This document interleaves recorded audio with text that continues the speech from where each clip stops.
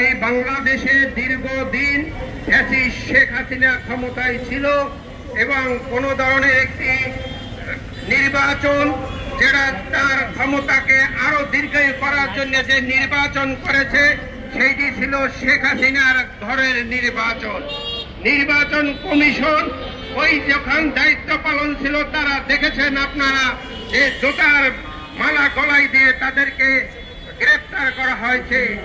আজকে যদি এই স্বাধীনতার সার্বভৌমত্বকে যদি রক্ষা করতে হয়, আজকে বাংলাদেশে একটি সুষ্ঠু নির্বাচন দিয়ে যে নির্বাচনের মাধ্যমে সরকার গঠিত হবে তারাই একমাত্র এই সার্বভৌমত্ব গণতন্ত্র রক্ষা করতে হবে।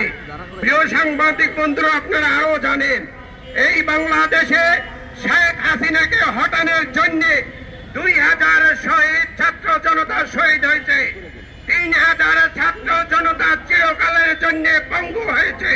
কিন্তু এখনো এই যে অন্তর্বর্তীকালীন সরকার বিভিন্ন উপায়ে যে নির্বাচনের জন্য তারিখ ঘোষণা করা হয়েছে, সেই নির্বাচনের জন্য এখনো আনুষ্ঠানিকভাবে যে নির্বাচন অনুষ্ঠিত হবে তার জন্য এখনো কোনোভাবে সেই প্রক্রিয়ায় চলতেছে না। আমি যেটা বলতে চাই, আজকে উপদেষ্টা মন্ডলী ডক্টর মোহাম্মদ ইউনূস আমেরিকায় যে নিউ ইয়র্কে ভাষণ দিয়েছিলেন, সেখানে কিছু রাজনৈতিক কর্মী বিএনপি মহাসচিবকে লাঞ্ছিত করার চেষ্টা করেছে। আমি এর জন্য কি ভাষায় বলবো জানি না, কিন্তু পরবর্তীতে রাষ্ট্র থেকে একটি প্রশ্ন উঠল যে এইরা অনভিপ্রেত এবং অনাকাঙ্ক্ষিত।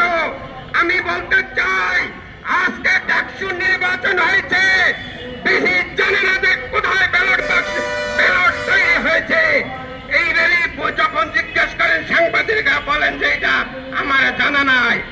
আগামী নির্বাচনেও যদি এরকমের হওয়ার সম্ভাবনা আছে, আমরা জাতীয়তাবাদ এবং মধ্যম সাহেব অথবা ইসলামের স্বাধীনতার জন্য আজকে যারা রাজপথে কথা বলছি, আমি বলতে চাই এই ধরনের এক বালক সুলভ বাক্য আমরা শুনতে চাই না।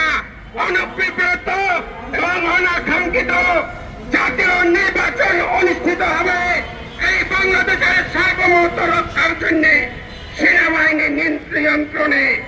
এই নিয়ন্ত্রণে যদি একটি ভালো গ্রহণযোগ্য নির্বাচন করা যায়, আগামী বাংলাদেশ গুণগত পরিবর্তন, গণতন্ত্র মুক্ত এই বাংলাদেশ প্রতিষ্ঠা হবে। যে প্রতিষ্ঠার জন্য জনগণের দীর্ঘদিনের যে 16 বছর আন্দোলন সংগ্রাম এই প্রতিষ্ঠা পাবে।